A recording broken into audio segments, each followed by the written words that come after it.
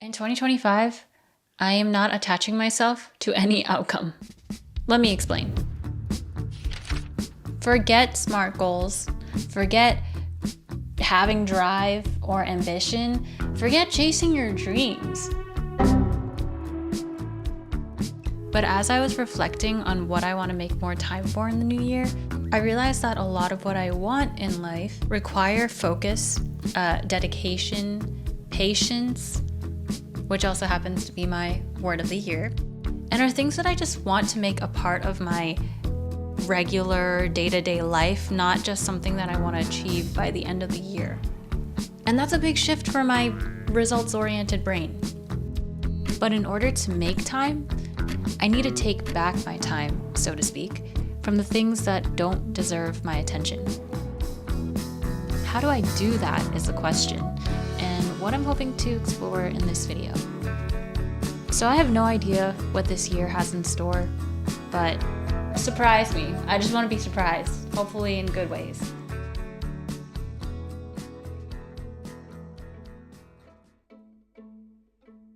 So I recently got into vinyl.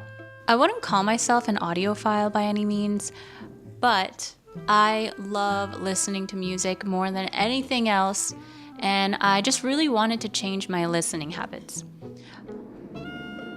Please. Over the years, I feel like I've become so used to jumping from one single to the next while doing a million other things.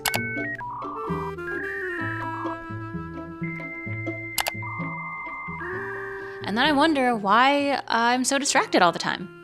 But with my turntable, I rarely skip songs, and I'm forced to pay more conscious attention to the music. Sorry, my phone's ringing. I think I just miss the experience of sitting with an album from start to finish and listening to songs I normally wouldn't listen to or might otherwise skip. As if hundreds of thousands of people aren't doing the same exact thing.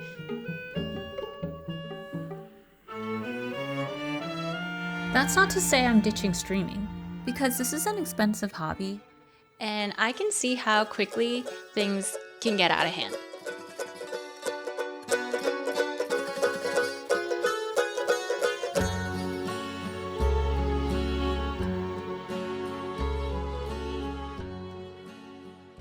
I can't read ebooks anymore.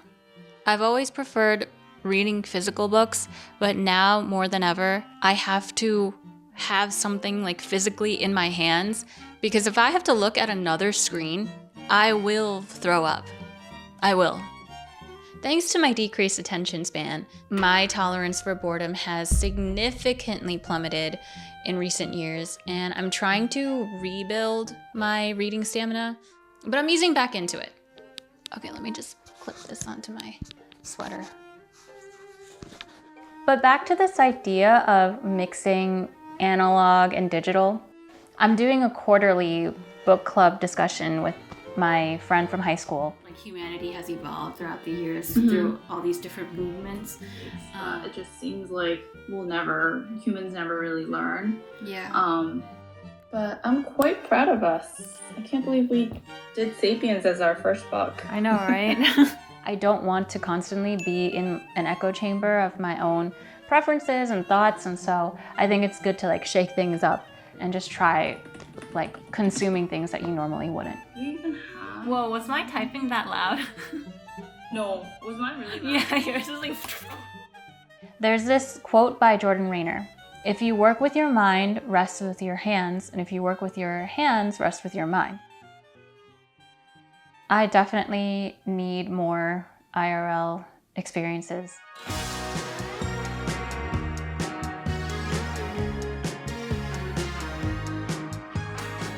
So if you like going run like this, you know very well.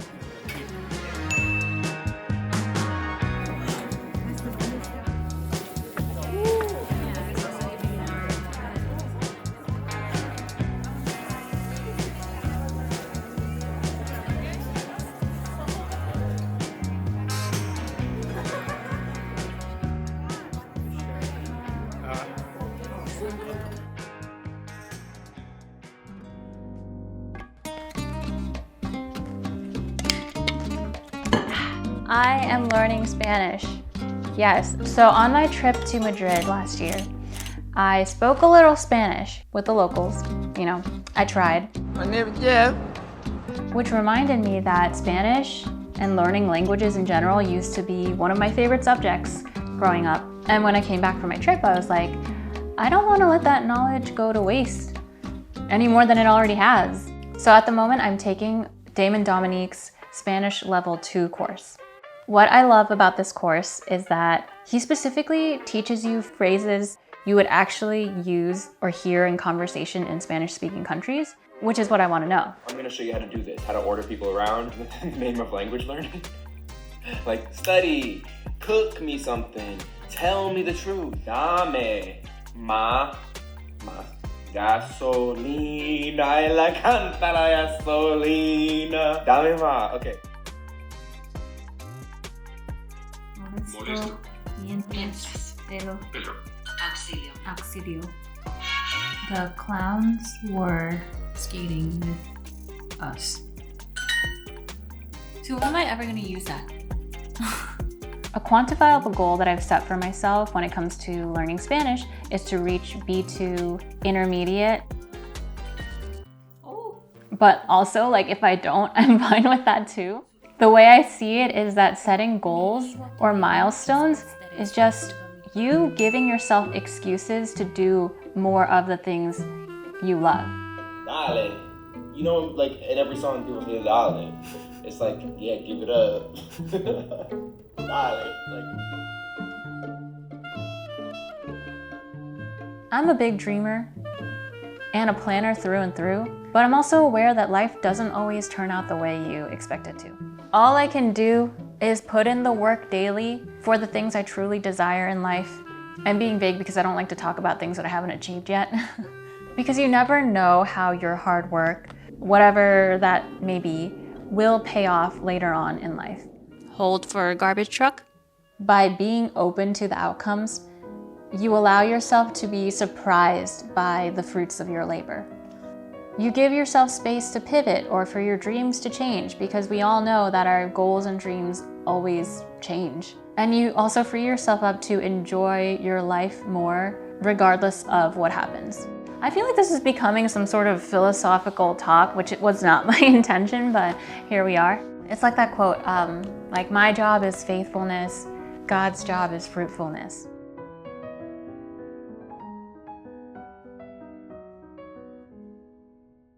I'm reading this book called The Psychology of Money, and in the book, the author talks about the power of compounding. He says, compounding doesn't rely on earning big returns, merely good returns sustained uninterrupted for the longest period of time, especially in times of chaos and havoc, will always win.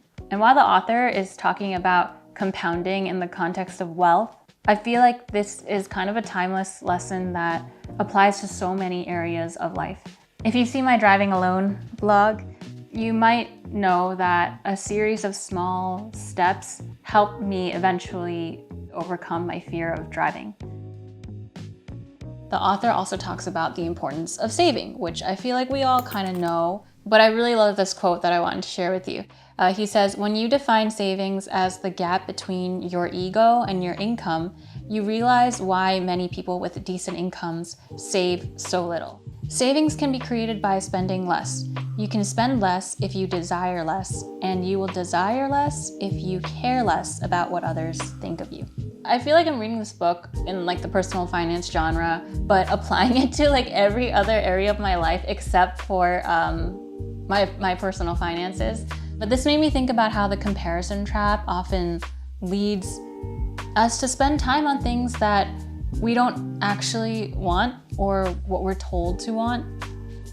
Whether that's engaging in conspicuous consumption, taking a job that isn't right for you but looks good on paper, giving away your time and energy to people or entities that don't have your best interest at heart. What I'm getting from this is that, you have to learn to resist the temptation to do what everybody else is doing, and instead put a little bit towards your savings every day. Whether that's literally building wealth or zeroing in on the pursuits that matter to you. That begs the question, where are you spending your time?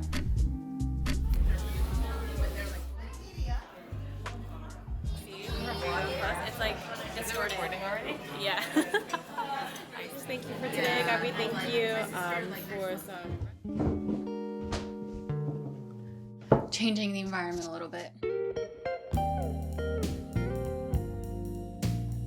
At the end of the day, we all have goals because we want to see some sort of change or transformation in our lives. But because of the world we live in, we're so primed to want results fast, which is why I'm letting go of expectations again. I just want to keep putting in the work, spend my time well as best as I can, and see what happens.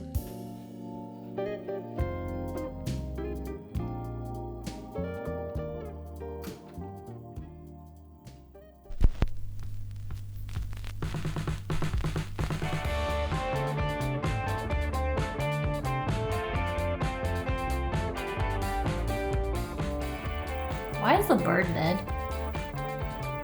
What is going on with the Duolingo owl?